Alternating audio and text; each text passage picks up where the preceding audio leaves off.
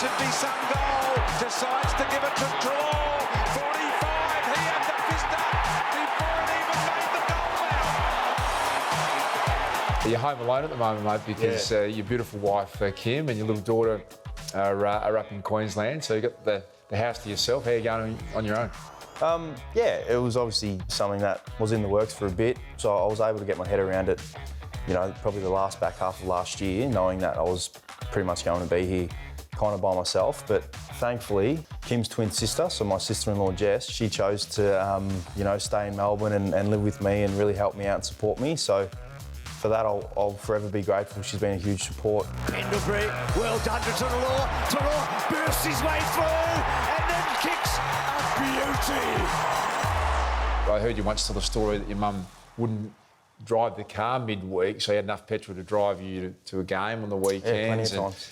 You used to sleep, you know, in the same bed as your brother, or you're in the hallway at one stage in the house because there just wasn't the space. I mean, that's not the sort of upbringing many people have, is it? Has it shaped you? No.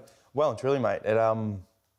It is what motivates me. You know, remember those times where, you know, we sometimes used to have to shop at the Salvation Army and the Red Cross, and that's where you don't actually pay for groceries. They give it to you because you don't have any money. And, you know, I look forward to talking to my mum because pretty much every time I talk to her, which is every 2 or 3 days, she starts crying because she just talks about how proud of me she is. And, gets me touched. Yeah. You know, what does she think when she sees you out there doing what you do? What does she say to you? Oh, sometimes, she doesn't come to the games much because... Why is that? I find that extraordinary, mate. You've got the pride that she's got in you. Is it too overwhelming for her to... Yeah, I think that's the thing. I can... You know, I'm never afraid to show my emotions. And I get that from my mum. My mum cries at the drop of a hat, and I think that's the main reason why she doesn't come. So I'm happy for her to sit at home and watch, because I know she's watching and I know she's extremely proud. But I just think about the times when I've really struggled in my life. There's been a number of times, and, you know, the most recent time was obviously the whole trade period, and, you know, there was times there where I kind of lost my own self-belief. I doubted myself as a person, and my ability just to be a human being and my ability to play football. Sorry for crying. No, mate, not at all. And I think about what really got me through that time was thinking about my upbringing, thinking about why I play footy, thinking about, you know, what's my purpose, why am I here, how much have I invested into football.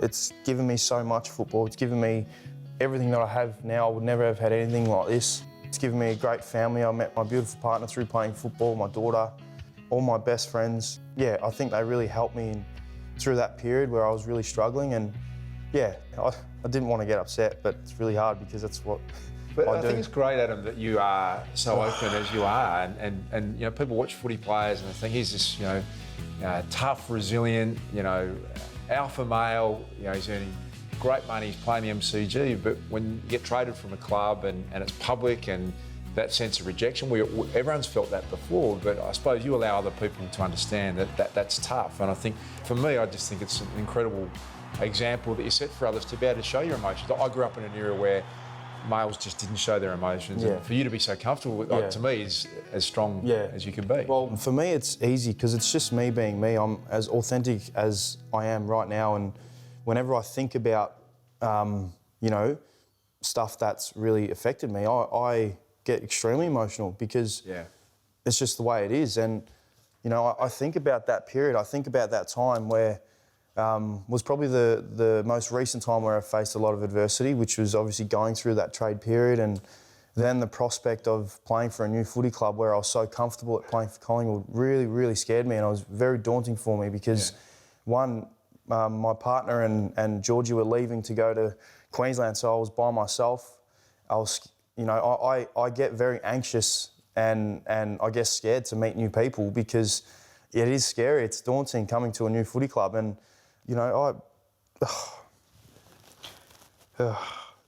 when all that was going down,